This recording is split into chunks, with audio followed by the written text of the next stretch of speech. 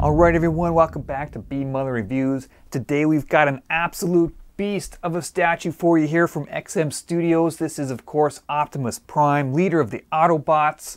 I first got to see this statue actually almost 2 years ago exactly at the Singapore Comic Convention. It was then known as STGCC.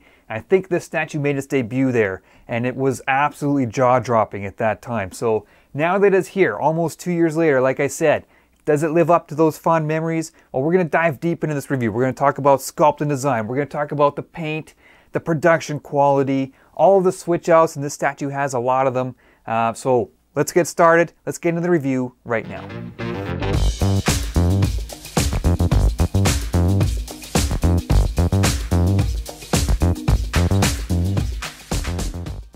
Alright, so before we go much further into the review here, I got to give a shout out to my friends Russ and Marco. This is actually Russ's statue and he's loaned it for the review. And the two of them helped me unpack the 110-pound shipper box that this guy comes in. It's an absolute monstrous box, and you heard right, it was 110 pounds. It actually got delivered to my office on a pallet. It's so big. So anyways, thanks to those guys for helping me out with this one.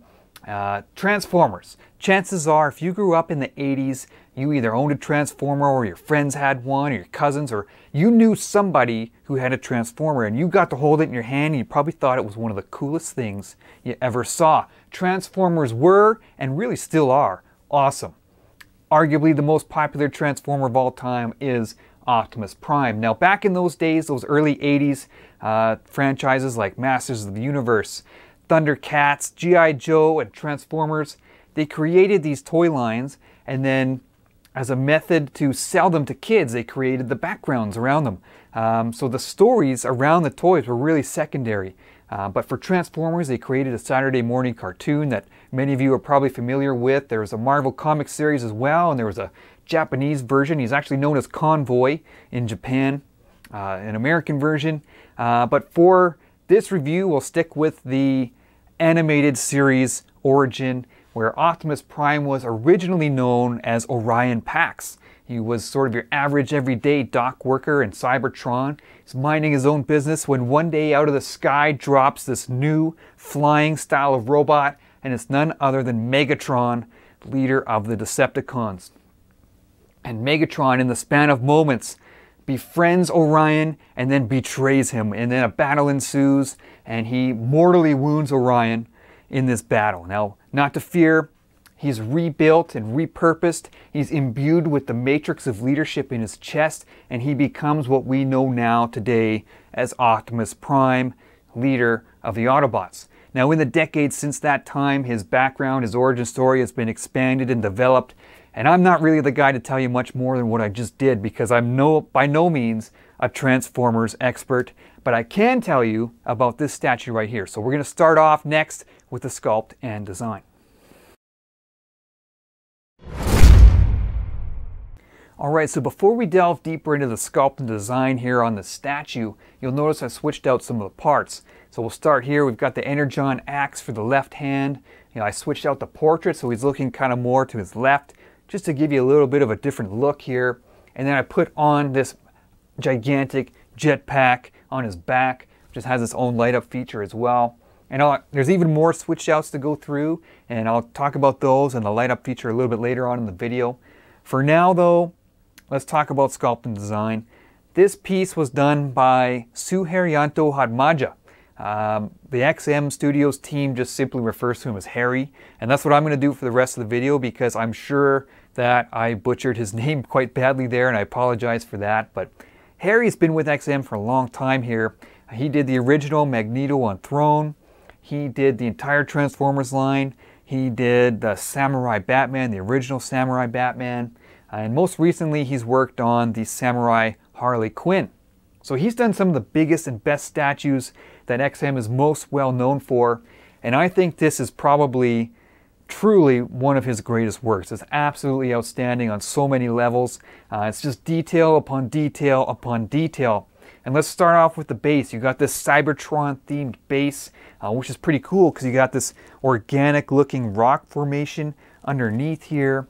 And then laid over top, you've got that hexagon style, like honeycomb style pattern over top that's so symbolic of Cybertron. And you got this sort of snaking tentacle flowing around the base here. It gives it kind of this ominous looking feel.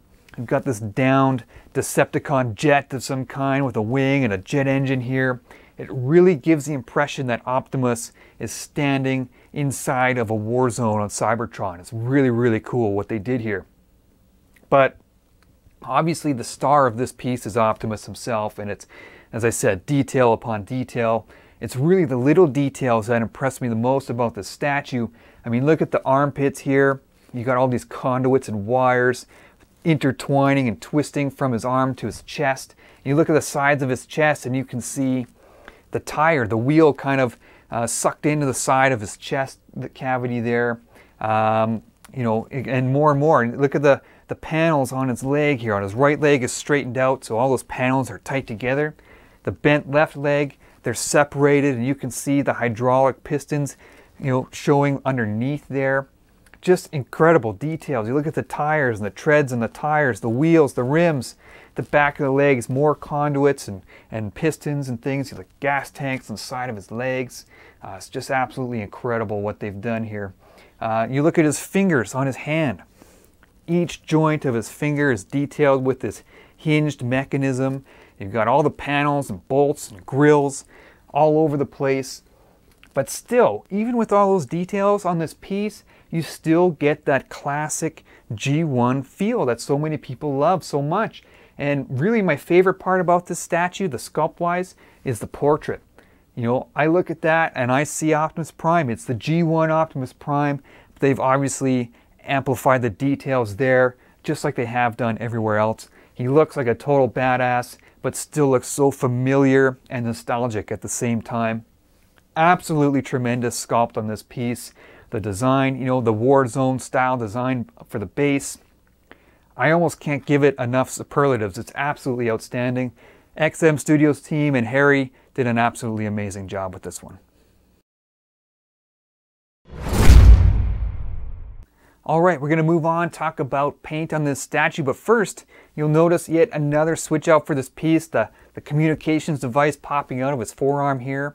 They've simulated this hologram with this clear plastic piece here, and they've etched on the screen, you can see Bumblebee's face, and there's a light up feature built into the forearm that just gives it that added kind of holographic feel.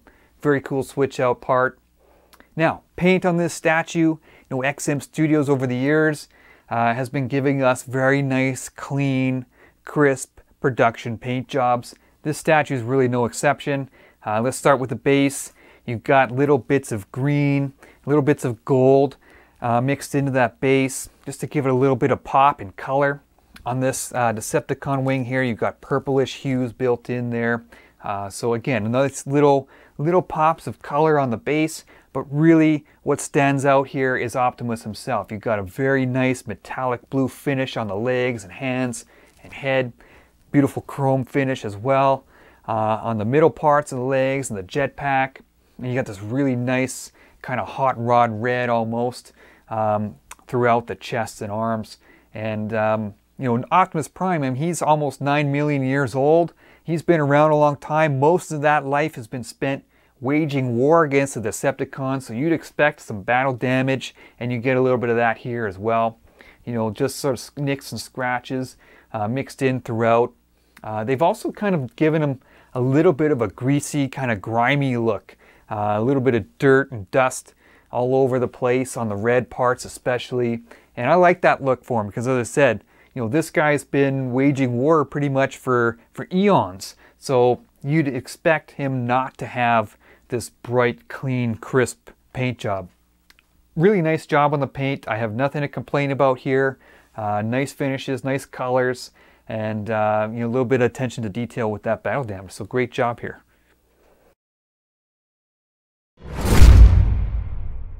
All right, we're going to move on to production build quality on this statue. Now, first off, you're probably going to want to make use of the assembly guide that comes in the box. As you can see here, they've got the packing list here on the front page. There's a lot of pieces that comes with this statue. It has step-by-step instructions for how to assemble it. Some of the pieces, it's not 100% clear where they go, so you're probably going to need that, but overall the statue went together pretty smooth with the help of the guide. All the pieces, nice, heavy, high quality feel. They all fit together either with nice strong magnets or big metal pegs. Overall, like I said, a pretty smooth assembly experience with this piece. Nice, high quality, heavy statue. As I mentioned, the shipper box weighs over 100 pounds. It's an absolute monstrous box. And the statue itself weighs quite a bit as well. Lots of switch outs for this piece, as I mentioned. You saw throughout the review. You got 2 left arms, you got swap out hands, you got swap out heads. There is an alternate right arm as well. It's pointed straight up, and with that puts the height of the statue at almost 39 inches. It's an absolute massive statue, and really incredibly engineered. I can't believe how many parts they probably would have had to sculpt and mold and cast and paint and then assemble it, and it all arrives safely in that massive box. It's truly a feat of statue engineering, and I put this as one of the top quality XM Studio statues I've ever seen, right up there with Ghost Rider. An absolute engineering feat, as I said. Now, light up feature, you've heard me mention that several times already. This statue, one minor annoyance, it does not come with batteries. So if you're expecting this guy in the future, go out and buy a pack of LR44 batteries. You're going to need up to 13. If you want to have batteries in every single part and never have to switch the batteries between them, you're going to need 13 batteries. The most you'll ever need for display is this combination right here with the left arm, the jetpack, the head, and the chest. That's 11 batteries, and you could do it with as few as 5 with just the head and the chest if you choose. So somewhere between 5 and 13 LR44 batteries, and each piece is activated individually. So the left arm here, the switch is hidden under this little magnet piece. You can switch it on and off. With the portraits, it's hidden under this cap on the head, and there's just a switch back there. You can see where the batteries go, and the switch just turns it on to light up the eyes. So it's kind of cleverly hidden. Similarly, you can pull the jetpack off, and the switch is just hidden on the back. And same thing with the chest. You can light up those front lights and the matrix of leadership inside as well. As I said, just a tremendous production quality on this. It really almost boggles your mind looking at all these details and wondering how they actually achieved this. It's an absolutely amazing statue, outstanding quality. I think anyone who has this coming, prepare to have your mind blown because it's absolutely outstanding. Alright, so we've gone through all the different switch outs for this piece. You get multiple left arms, multiple left hands, 2 different head positions, 2 different right arms. You can mix and match to come up with your own preferred display. This is how I would display it if it was mine. I like this pose the best. But there is also one more thing that you get with this statue. So just check this out.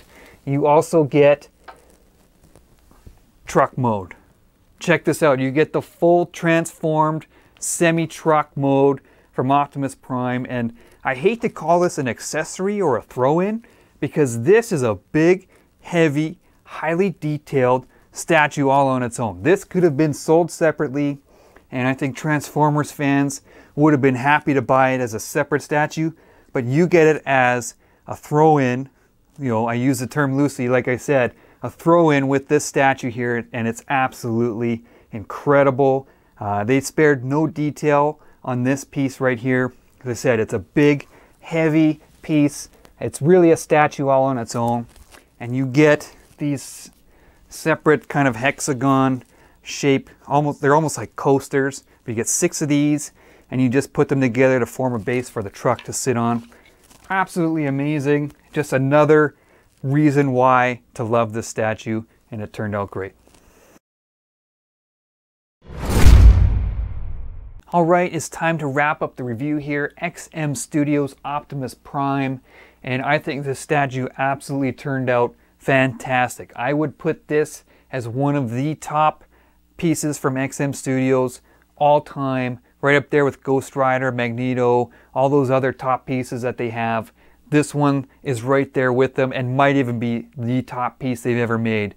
It's big, it's heavy, it's high quality, you got a nice paint job, you got all kinds of swap out pieces, you got the light up feature, you get truck mode as well. Absolutely incredible. I think this piece turned out fantastic. Transformers fans, you're in for a treat. If you have this piece coming, get ready, get those batteries like I said, but you're absolutely going to love this piece from XM. So thanks everyone for tuning in.